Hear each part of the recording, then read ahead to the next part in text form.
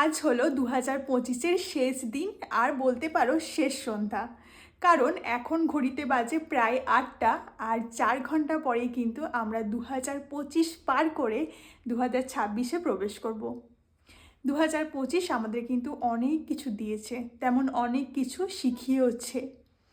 হাজারবার মুখ থুবড়ে পড়ে যাওয়ার পরও তুমি কিভাবে সোজা হয়ে উঠে দাঁড়াবে সেই শিক্ষাটাও হয়তো দিয়েছে।